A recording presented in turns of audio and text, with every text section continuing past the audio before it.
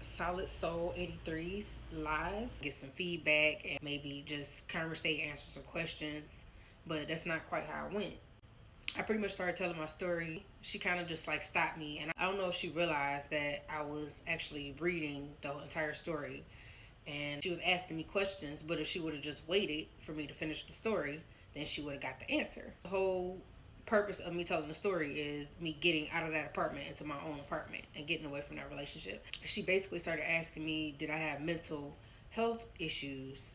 And I didn't appreciate that because it's just like, basically, are you asking me like, am I slow or is something wrong with me because of the way I told my story? And you specifically said that it will be a judgment free zone, and I felt completely judged at the end of that because it's just like, why would you ask me about my mental health history if you're not judging me? Was my story that harsh to listen to that you felt like I had some sort of mental disorder going on? I was probably rambling, but I am highly intelligent and attack with my emotions. I don't have anything that is like what she's going through because I believe that she's currently taking medication and I'm not.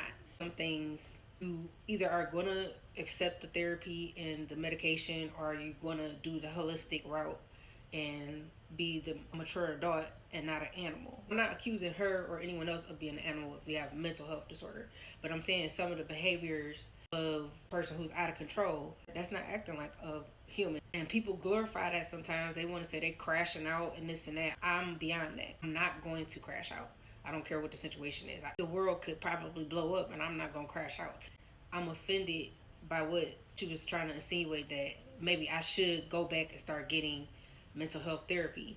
I'm not doing that because I don't need it. And I find that she was hypocritical because if she indulges in medication, that's a recipe for disaster. You're not really trying to get better at that point. You are trying to just cope with your emotions. I've actually taken a course on this and I'm a trauma healing specialist. Some of the things that help me about mental health and how to deal with any sort of depression, anxiety, grief, a crash out, a pushover, a narcissist, all kind of things. The way you deal with any sort of emotion is you're going to filter it through a window with three different parts. The first part is your beliefs. So all your emotions might fall into the beliefs window. The second part is your perception. Many things in our life or many of our emotions are surrounded by our perception of things. And the last thing is your reality. You filter your emotions through those three things.